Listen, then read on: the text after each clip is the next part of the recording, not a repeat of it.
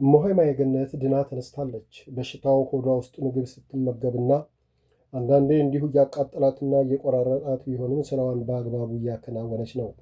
የእመምኔቷን መቅረት ይፋ ሆኖ ማህበሩ በስብሰባ እሷኑ በቋሚነት መርጧል። ብትጮህ ብታነባ ሰሚ ስላጣች ግድ የተጫነባትን ዕዳ የሐሳቧ ተሟልቶ ገዳሙን ጥላ እስክትወጣ በቅንነትና በትጋት እየሰራች ነው። ከእማሆይ ወለተ ሚካኤል ጋር ግን አይነጋገሩም። እማሆይ ማየገነት አውቃ ነው ዝም ያለቻት። እማሆይ ወለተ ሚካኤል ከአንዴም ሁለት ሶስቴ ልትቀርባት ልታናግራት ብትሞክርም አልተሳካላትም። እማሆይ ማየገነት ስለ እማሆይ ወለተ ሚካኤል ማንም በክፉም በደግም እንዲያነሳባት አትፈልግም። ጠዋት ማታ ፈጣሪዋን ከዚህ ገዳም እንድወጣ እርዳኝ እያለች በለቅሶ እየተማጸነች መሄጃዋን መንገድ ታመቻቻለች። አንድ ቀን ቢሮዋ ተቀምጣ አንዳንድ ነገሮችን ስትጽፍ በሩ ተንኳኳ። ይግቡ አለች። እማሆይ ማየገነት ካቀረቀረችበት ቀና ስትል በሩ ተከፍቶ እንደምን ዋላችሁ የሚለውን ድምፅ ስትሰማ ደንግጣ ቀና አለችና እንዲህ አባታችን እርስዎ ኖት እንዴ ብላ ብድግ ብላ በአክብሮት ተቀበለቻቸውና መስቀል ተሳልማ እንዲቀመጡ ወንበር አስተካክላ ይቀመጡ አባቴ አለች በትህትና። እሺ ልጄ በሩን ዝጊውና አንቺም ቁጭ በይ፣ ዛሬ የቢሮሽ እንግዳ ሆኛለሁና ቡና ሻይ ሳልባል መውጣት የለም አሉ እየሳቁ። አባቴ ለእርስዎ ዕድሜና ጤና ይስጥልኝ እንጂ ምን ጠፍቶ ገዳማችን እንደሆነ ማርና ወተት የሚዘንብበት ነው አለች ከልቧ። ተመስገነው እንደኛ ኃጢአት ሳይሆን እንደሱ ቸርነት ያሳጣንስ የለም፣ ብቻ ያንቺ ልብ እየራቀን ሄደ እንጂ አሉ። እማሆይ ወለተ ሚካኤል ገዳሙን ጥዬ ሄዳለሁ ብላለች ካለች ጀምሮ ስራዋን ሁሉ ሲከታተሉ የሀያጅ እንጂ የተቀማጭ አልመስል ስላላቸው ትሄዳለች የሚለው ቃል ስለሰማሁ ይሆን ወይስ እውነት ሆኖ ብለው ለማጣራት ነበር አመጣጣቸው። እማሆይ ማየገነት ደንገጥ አለችና ምን ነው አባቴ ምን አጠፋሁና እንዲህ አሉኝ አለች። ሰሞኑን ለመሄድ ቆርጣ ተዘጋጅታለች። ዛሬም ቢሮ የገባችው አንዳንድ ነገሮችን ለማዘጋጀት ነበርና ያወቁባት መስሏት። አይ ያጠፋሽውስ የለም ልጄ፣ ብቻ የሰሞኑ አያያዝሽ የመንገደኛ ልብሽም ሩቅ ያሰበ ይመስላል። ደግሞ ቅዠት ይሁን እውነት እንጃ እንጂ ዛሬ ሌሊት ይህንኑ የሚያረጋግጥ ነገር በህልም ያየሁና ከአንቺው ልረዳ ብዬ መጣሁ። መቼም ልጄ ውሸት አያምርብሽም። ስለዚህ ልጄ ሳትፈሪ ሁሉን ንገሪኝ። እንደምታውቂው የምንኩስና ሕይወት የነፃነት ሕይወት ነው። መነኩሴ ከፈጣሪ ሌላ ዳኛ የለውም። ለመንፈሳዊ ሕይወቴ ይበጀኛል ካለ በነፃነት የወደደው ማድረግ ይችላል። አስገድዶ የሚገዛው የለምና ነፃ ሰው መሆንሽን አውቀሽ ሁሉን ንገሪኝ ልጄ አሉ ያከላክሉኛል ብላ እንዳትሰጋ ነፃነት እንዲሰማት እያበረታቱ። እማሆይ ማየገነት እንደ ማቅማማት አለችና እውነታቸውን ነው። ብኖር ብሄድ የራሴ ውሳኔ ነው። በግድ አስሮ ገርፎ የሚያኖረኝ የለም። ግፋ ቢል ያው ይገዙትኝ ይሆናል። አዎ አደገኛው እሱ ነው። ከመንገሬ በፊት እንዳይገዝቱኝ ቃል ይግቡልኝ። እምቢ ካሉ እኔም ትንፍሽ አልልም አለችና በሆዷ ቀና ብላ ትኩራ ተመለከተቻቸውና አባቴ ሁሉን ነገር የልብሽን አጫውችኝ ካሉ እሺ፣ ከእርሶ ከአባቴ ተደብቆ የት ይደረሳል? ግን ነገሬን ከሰሙ በኋላ ሐሳቤን በመቃወም የቁጣ ቃልና የግዝት ቃል እንዳያሳልፉብኝ። ይህን ስል ሐሳቤ ጥሩ ካልሆነና ስህተት ካለበት አይቆጡኝ አይምከሩኝ ብዬ አይደለም፣ በኃይል እንዳይጫኑኝ ማለቴ ነው አለች ትሕትናንና አክብሮትን በተሞላ ሁኔታ። ልጄ እግዚአብሔር ካስመለከተሽና አንቺ ለዘለቄታ ሕይወቴ ይበጀኛል ካልሽ ምን ቆርጦኝ።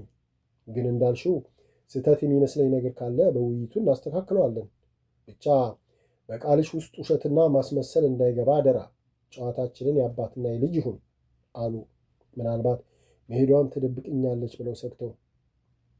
አባቴ እርስዎ የፈጣሪ ምሳሌ ነዎት። እርስዎን መዋሸት ፈጣሪ መዋሸቱ ነውና ሁሉን በግልጽ ነግሮታለሁ አለችና ምራቋን ዋጥ አድርጋ እኔና ጓደኞቼ ገዳም ለመግባት ስናስብና ይህ ገዳም እንዲቀበለን በመጀመሪያ መተን ስናየው የገዳሙ ይዞታና የመለኮሳቱ አለባበስ ብቻ በጠቅላላ ሁሉ ነገር አልተመቸንም ነበር። ግን ሌላ ራቅ ያሉ ገዳማት ልጆች ናችሁ ብለው አልቀበልም ስላሉን እዚህ ገዳም ለጊዜያዊነት ለመግባትና ከመነኮስን ወዲህ ብዙ ትሩፋትና ራስን ለመግራት ከዘመድ ለመራቅ የሚቻልበት ራቅ ያለ ገዳም እንሄዳለን ብለን ተስማምተን ነው ወደዚህ ገዳም የገባ ነው። እንደኛ ያልሆነው ፈጣሪ ሳይንቀን አባቶቻችንን እናቶቻችንን የተጋደሉባትን ምልኩስና ሳይገባን በቸርነቱ ሰጠን።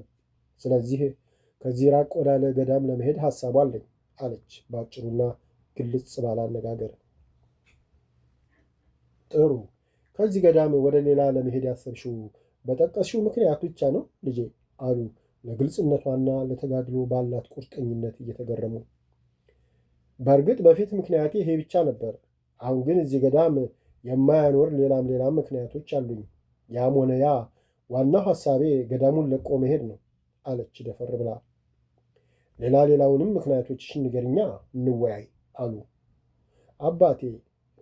አባቴ እሺ ልስማው ካሉ ጥሩ።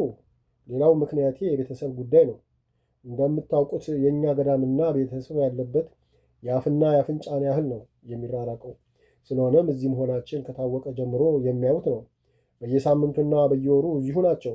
በተለይ በሰንበት ቀናት በስመ አብ ማያ ጊዜ እስክናጣ ዘመድ ወዳጁ ይጎርፋል። በዛ ላይ ከሳሽ፣ ጠቆርሽ፣ ራበሽ፣ ጠማሽ ባዩ ያለ ፍላጎቴ የሚያመጡት ቁሳቁስ፣ በዛ ላይ እገሌን አፈቀ፣ እገሌ ታመመ፣ ረስንቱን ብለው ያውኩኛል። ጠዋት ማታ ወደ ቤት እንሂድ፣ ነገ የገሌ ሰርግ፣ የገሌ ልደት፣ የገሌ ማህበር ነው፣ ኑ ተገኙ የሚሉ ጥሪ ያሰለቻል። ታዲያ ይሄ ምነና ነው? ቤተሰባዊ የገዳም ኑሮ ምን ልበለው? ሁለተኛ እንደምታውቁት የእማሆይ ወለተ ሚካኤልና የኔ ጸብ የተጀመረው ቤተሰብን ያገኘን ዕለት ነው። ለምን ብትሉ እኔ ከእሷ እሻላለሁ ብዬ ሳይሆን ሐሳባችን እንደ መልካችን ልዩ ነውና ለዘመዶቻችን ፊት አንስጣቸው፣ እኛም ወደ እነሱ አንሂድ እንሽሻቸው ብላት የእሷ ሐሳብ ከቤተሰብ ጋር ሆነና ልንግባባ አልቻልንም። ገና ገደም ሳንገባ የወሰንነውን ውሳኔ በተለይ እሷ ከመሐላ ጭምር የወሰነችውን ወደኋላ ብላ ጭራሽ ገዳሙ የሚሰጠንን አንዳንድ ነገር ቤተሰብን መርዳትና አለሁላችሁ ከማለቷም ሌላ የእኔን ንውጣ ማለት ከእሱ አልፎ ለቤተሰቧ በሽታ ሆነ ይኸው ብዙ ነገር ሆነ አለችና በደፈን አውጥቶችው። ሌላው የእኔ ቤተሰቦች ለገዳሙ ለትሩፋት ይሁነን ብለው በሚያደርጉት አንዳንድ ነገሮች ምክንያት እኔ ቤተሰቦቼ ለገዳሙ የጤፍ ቅንጣት የምታህል ነገር ስላላደረጉ ለእኔ የተለየ ክብርና ይህንንም ሹመት በዚህ ምክንያት ያደረጉልኝ እነሱ ምንም ስላላደረጉ ልጃቸው የበታችና ከገዳማውያኑም ክብርና እንክብካቤ ያጣች አድርገው በመገመት በቤተሰብ ላይ ያልሆነ ወሬ በማውራትና ቤተሰቦቼን በማኩራፍ ግራ እያጋቧቸው ነው። ሌላው አባላከ ከእኛ ቤተሰቦች ጋር የጠበቀ ቀረቤታ ያላቸው ዛሬ ሳይሆን ገና እኔ ሳልወለድ ነው። እንግዲህ የሁላችን ታላቅ ሲወለድ የተገኙ እኚሁ ቤተሰባዊነታቸው ጠንክሮ ከባዕድነት ወደ ሥጋ ዝምድና ከዛም በላይ የጠነከረ ስለሆነው እንደ እውነቱ እኔና እሷን በአንድነት ቢያዩንም ትንሽም ቢሆን ለእኔ እንደሚያደሉ ግልጽ ነው። እናም እሳቸውን ሳይቀር እሷን የበደሉ ገዳም በሰላም እንዳትኖር ነገር የሚሰሩ እያስመሰሉ ለየንስሐ ልጆቻቸው እያወሩ የፈተኗቸው ነው። እሳቸው ስለማይናገሩ ነው እንጂ በእኛ ገዳም መግባት በጣም ተፈትነውበታል። ስለዚህ አባቴ ከዚህ ገዳም ሆኜ ይህን ሁሉ ነገር ከሁሉ በላይ የእሷን ነገርና የቤተሰቦቿን ነገር የራሴን ክፋት ነው የማስተናግደው ወይስ ምንናይን? በእርግጥ ገዳሙ የቤተሰብና ይህ ሁሉ ነገር ባይኖር ትሩፋት አትስሩ አላለም። ከራስ ስንፍና በቀር ሰው ልትጋ ካለ እንኳን እዚህ የተቀደሰ ቦታ ሆኖ ይቅርና መሀል ከተማ ውስጥም ሆኖ ማንም ሳያውቅ ምድራዊ መልአክ ይኮናል። የሆኑም አሉ። ግን አባቴ እስኪ ከነገርኮት ነገሮች ጋር እንዴት ሆኜ ምንኩስናዬን የያዘው? እኔው ለሰው ክፉ ሰው ለእኔ ከፍቶ ሁሌ በጎሪጥ እየተያዩ ይሄ በግድ ለተጫነብኝ ሹመት ተብሎ ሰላም ሳጣ አብሮ አፈር ፈጭቶ አድጎ አብሮ ብዙ መከራ ተቀብሎ ተሰዶ በዚህ በማይረባ ነገር እሳትና ጭድ ሆኖ እንዴት ያለ እሳትና ጭድ ሆኖ መኖር እንዴት ያለ ምነና ነው? አሁን እኔ የያዝኩት ምነና ነው? የሥጋ ጦርነት። እስቲ ኑሬን ምን ልበለው አባቴ? ያ ሁሉ ምክራችሁ፣ ያ ሁሉ ጸሎታችሁ እኛን እውነተኛ መናኝ ለማድረግ ነበር። ግን የእኛ ሥራ ከእኛ አልፎ ለእናንተ ማፈሪያ ሲሆን አንገታችሁን እያስደፋናችሁ ምኑን ተመነነ? ገና ከጠዋቱ ለነፍስ ሳይሆን ለሥጋ ሩጫ የጀመረ መናኝ መጨረሻው ምንድን ነው? በእንደዚህስ አይነት እንኳን ምነና ሥጋዊ ኑሮስ እንዴት ይገፋል አባቴ? አለች እምባዋን መንታ መንታ እያወረደች።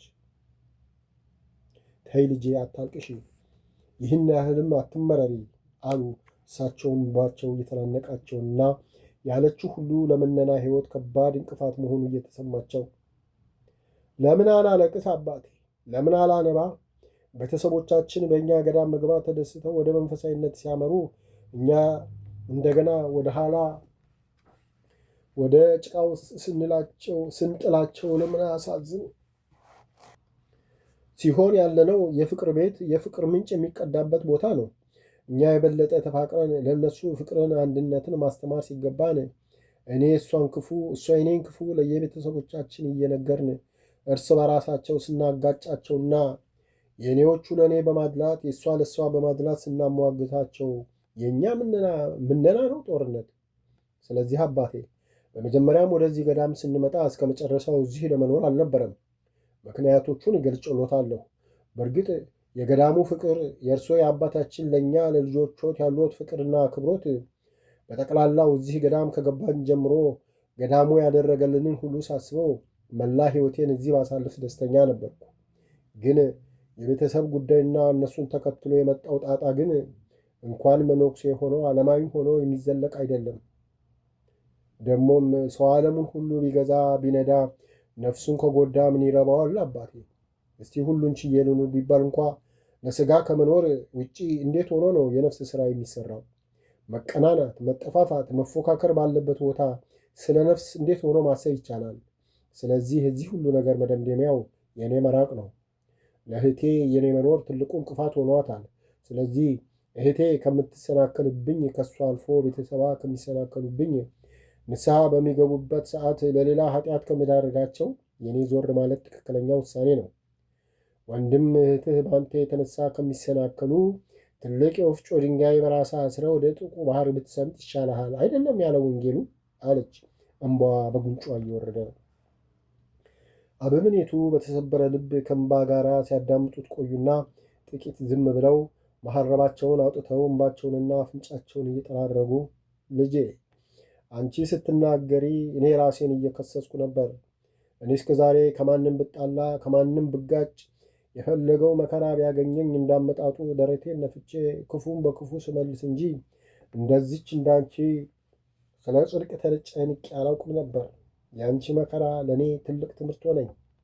እውነት ነው ልጄ፣ እኛ መናንያን ተጣላን፣ ታረቅን፣ የፈለገው ሆነን እንኳ ቤተሰብ ማንም መስማት የለብንም። አህያ ለአህያ ቢራገጥ ጥርስ አይሰበርም አይደል ከነተረቱ። እናም ቤተሰብን ያነካካ ነገር በእርግጥም አደገኛ ነው። እንዳልሽውም ቅናት ያለበት ኑሮ ሳይሆን ሲኦል ነው። ጌታን እንደዛ ያንገላቱት እስከ ስቅላት ያደረሱት አይሁዶች በቅናት አይደል? ቅናት ያጠፋው ነፍስ ያፈረሰው ቤት የናደው ተራራ ማን ቆጥሮ ሊደርስበት ይችላል? ብቻ ነው የምለው የለኝም። ሁሉም ብለሽ ጨርሰሽዋል። በእርግጥ የቤተሰብ ቅርብ መኖርም ለምነና ትልቅ እንቅፋት ነው። እኔ ቤተሰቤ እንዲህ ሲፈትነኝ እልም ብዬ ጠፋሁ። ይኸው 30 ዓመቴ ይኑሩ ይሙቱ አላውቅም። ስለዚህ የቤተሰብ ፈታኝነትን አውቃለሁ እና መራቅሽን እመርጣለሁ። ግን ወዴት አሰብሽ ልጄ? መቼም የምነናን ጣዕምን የቀመሰ ጨክኖ ነውና የሚለው በመሄድሽ ተቃውሞ የለኝም። ምነና ነው። አንዴ ቤተሰብን ጥሎ ከወጡ በኋላ መልሶ መርመጥመጥ ታጥቦ ጭቃ መሆን ነው። ግን መውደቂያ ሼት ነው አሉ ትክዝ ብለው። እማሆይ የገነት ከልቧ በመደሰት አባቴ በጣም አመሰግናለሁ፣ ሐሳቤን በትክክል ስለተረዱኝ በእውነት እኔ ዕድለኛ ነኝ። ጌታ አባት አላሳጠኝም። አባቴ በእርግጥ ለጊዜው ከዚህ ቦታ ብዬ አልወሰንኩም። ብቻ በልቤ ግሸን ማርያም ብያለሁ፣ እርግጠኛ ባልሆንም አለች። ልጄ መቼም ከአንቺ ባላውቅም ቅድሚያ መሄጃሽን ማዘጋጀቱ ጥሩ ነው። አሊያም የቅንነት አምላክ የቅዱሳን አምላክ መልአኩን ልኮ እንደ ልብሽ ትሩፋት ሰርተሽ እሱን ደስ ወደምታሰኝበት ይምራሽ፣ አላከላክልሽም። ግን ለአባ ላከ ብትነግሪያቸውና ብትመካከሩበት ይሻላል አሉ። አባቴ እርስዎ እንዳሉት ባማክራቸው ደስ ባሌ ነበር። ግን ፈጽሞ ከዚህ መሄድን አይፈልጉም። ቃላቸውን ጥሼ ከማሳዝናቸው ሄጄ በሀብቴን አጠናክሬ ያለሁበትን ብገጽላቸው ይሻላል አለች። ደግ ከእኔ በበለጠ የአባትሽን ጸባይ ስለምታውቂ የወደድሽውን አድርጊ። ታዲያ መቼ ወሰንሽ ልጄ? አሉ ልባቸው በሐዘን ተሰብሮ። እንደኔማ ማኅበሩ ፈቅዶ በቦታዬ ሰው ተክቶ ሰላም ለኪ ደግሞ ቢያሰናብተኝ ደስ ይለኝ ነበር። ግን የማይሆን የማይታሰብ ነገር ነው። ስለዚህ ሁሉን ነገር በመልኩ አድርጌ ሰሞኑን ሊሄድ አስቤያለሁ። እሱ ሁሉን ያቃናልኝ አለች ወደ ሰማይ አንጋጣ። አይ ልጄ፣ እንዳትሄጂ ከሚፈልጉት ሰዎች አንዱ እኔም አልነበርኩ። ግን ሐሳብሽን ተቀብዬ በመሄድሽ የተስማማሁት በሁለት ነገር ነው።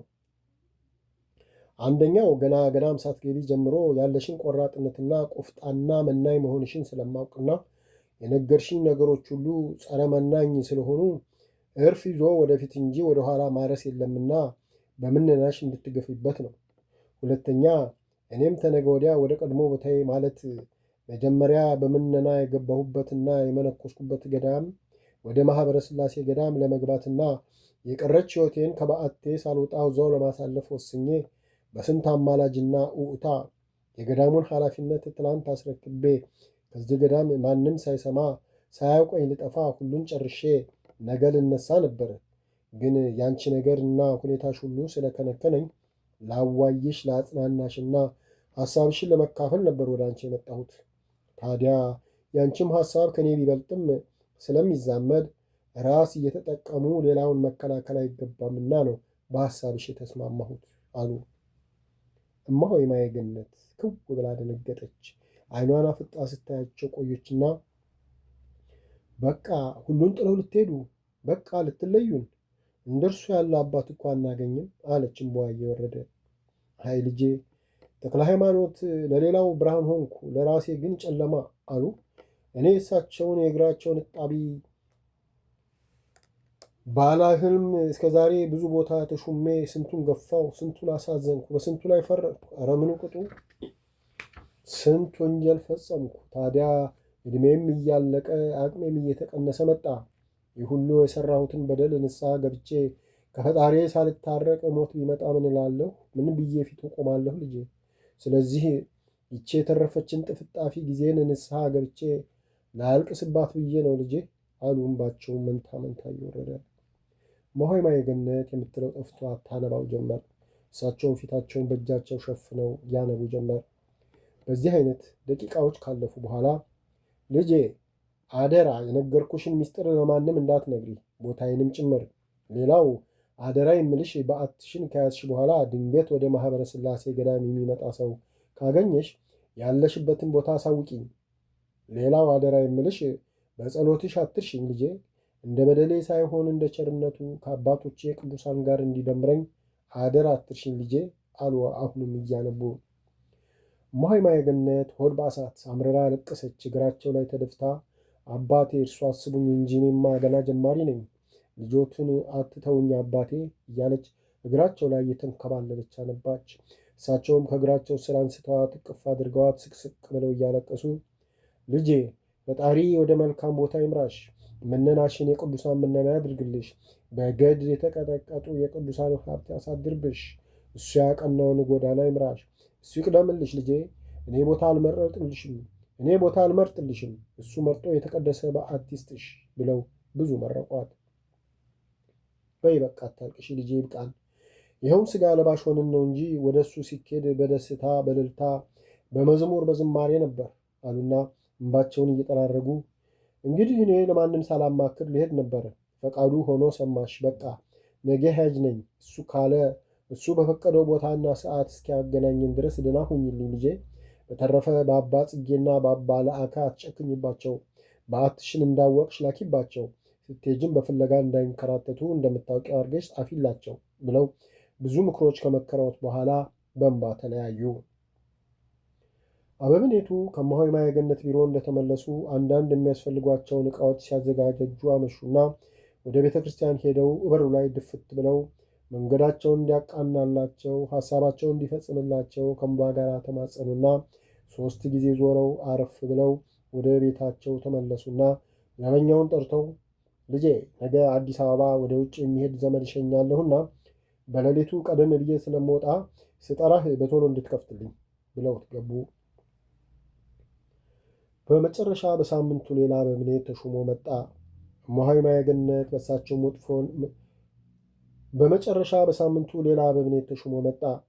እማሆይ ማየገነት በሳቸው መጥፋት ምክንያት የመሄጃ ጊዜዋ ተራዘመ። እማሆይ ማየገነት አንድ ቀን አትክልት ውስጥ ቆይታ ወደ ቤቷ ስትመለስ እማሆይ ወለተ ሚካኤል መንገድ ላይ ቆማ ጠበቀቻትና ልታልፋት ስትል መንገዷን ዘግታ እህቴ መኮራረፉ ይብቃን፣ እንደ ድሮ መሆን ባንችል ለሰላምታ እንኳን እንሰጣጥ አለቻት እየተለማመጠች። ይቅርታ የኔ እህት፣ ስለ ሰላም የሚያወራ የሰላምን ጥቅም ያወቀ ነው። እኔና አንቺ ሰላምን ስለማናውቀው ስሙን ባንጠራ መልካም ነው ብላ አሁንም አልፋት ለመሄድ ስትል መንገዷን ይዛ እሺ በቃ አጠፋሁ፣ ማሪኝ፣ ተሳስቻለሁ፣ ሁለተኛ አይለምደኝም አለች ወደ እግሯ ዝቅ እያለች። እማሆይ ማየገነት በጣም ተናዳ ወደ ኋላ እየሸሸች ይሄ ቃል እስከ ዛሬ እኔን ስትደልይበት የኖርሽበት ጭምብልሽ ነው። ከአሁን በኋላ ትክክለኛ አንቺነትሽን አውቄያለሁና አልደለልም። ስለዚህ እኔን ተኝና ያላወቁትን ደልይበት ብላ ገፍትራት ስታልፍ ቆማ አየቻትና ነው እሺ በባሰው ይብሳል ብላት ቆማ ታያት ጀመር። እማሆይ ማየገነት መልስ ሳትሰጥ መንገዷን ቀጠለች። በቀጥታም ወደ ጸሎት ቤት አመራችና እመቤታችን ስዕል ስር ድፍት አለችና እምባዋን እያዘራች እመቤቴ ኧረ መላ በይኝ እናቴ፣ እንዴት ልሁን? አሁን እሷ ይቅር ማለቷ ከልቧ ነው? እስኪ ንገርኝ እናቴ። አሁን እውነት ነው እምቢ በማለቴ ተሳሳትኩ? የልጅሽን ቃል ጣስኩ? ጨካኝ አረመኔ ሆንኩ? እናቴ ኧረ ልጅሽን መላ በይኝ። ማናችንን ትክክል? ኧረ ነፍስ የተጨነቀች እናቴ እርጅኝ፣ አትተኝ። ምነው እምዬ ለዚህ ነው እንዴ ወደዚህ ሕይወት የመራሽኝ? እመቤቴ እርጅኝ እባክሽ፣ አንቺንና ልጅሽን በሥጋዬ ድካም እንዳላስቀይማችሁ ወደ እውነቱ ጎዳና ምሪኝ፣ መላ ጠፋኝ ብላ ምርር ብላ ስታለቅስ ቆይታ እምባዋን ጠራርጋ ወጣች። እማሆይ ሴተ ከጸሎት ቤት ስትወጣ አገኟትና እማሆይ ስፈልግሽ አገኘሁሽ፣ ወደ መንገድ ልሄድ ስለሆነ ፈቃድ እንድትሰጪኝ ነበር አሉ። እማሆይ ማየገነት ደነገጠችና ምን ነው ወዴት ልትሄዱ ነው አለች። የሚሄዱበትን በፊታቸው ታውቅ ይመስል አፍጣ እያየቻቸው ያቺ የልብ ጓደኛዬን ሄጄ ልጠይቃት ነው አሉ። ታዲያ ሄደው ይቆያሉ እንዴ አለች። እሷ አሁን ከዚህ ሳምንት ላለማለፍ ቆርጣለች እና ለአባ ላከ የጻፈችውን ደብዳቤ እሳቸው እንዲሰጡላት ነበር የፈለገችው። እሳቸው ደግሞ ሊሄዱ ነው። ደግሞ እሳቸው ለመጠበቅ ሌላ ጊዜ ማጥፋት ምን አበሳ ነው አለች በሆዷ። ኧረ ምን ላደርግ እቆያለሁ፣ አንድ ሳምንት ይበቃኛል አሉ። እሺ እናቴ፣ ምንም ባላውቃቸው ለእኔም የከበረ ሰላምታይን ያቅርቡልኝ። ፈቃዱ በሆነ ጊዜ እንተዋወቃለን። ታዲያ መቼ ልትሄዱ አሰቡ አለች። ዛሬ አዲስ አበባ ድሬ ነገ ወደ እሷ ሄዳለሁ አሉና ትኩር ብለው አዩዋትና እማሆይ እስክመጣ አደራ የምልሽ ራስሽን ጠብቂ፣ ከእግዚአብሔር ጋር ሁሉ ነገር ላይ ጥንቃቄ አድርጊ አደራ። አደረ ደግሞ ለሁሉም ነገር ከእማሆይ ምሕረት ጋር ተወያዩ፣ ተረዳዱ፣ እሳቸውንም አደራ ብያቸዋለሁ ብለው ተሰናብተዋት ወደ ቤታቸው ሲያመሩ ቆማ በትካዜ ስትመለከታቸው ቆይታ ከዓይኗ ሲርቁ እምባዋ ወረደ። ባለችበት ቆማ እናቴ አንጀቴ እስከ መጨረሻው ደህና ሁኝልኝ፣ መቼም እግሬ እስኪነቃ ብሄድ እንደርሱ ያለ እናት አላገኝም። ግን ምንም በወዶት ምንም ባከብሮትና በወዶት ግድ ልለዮት ነው። ደህና ሁኑልኝ እናቴ፣ መድኃኒቴ፣ እኔ መካሪ ብላ ስቅስቅ ብላ ለቀሰችና እምባዋን እየጠራረገች ወደ ቤቷ ሄዳ በሯን ከውስጥ ዘግታ አንዳንድ ነገር ታዘገጃጅ ጀመር።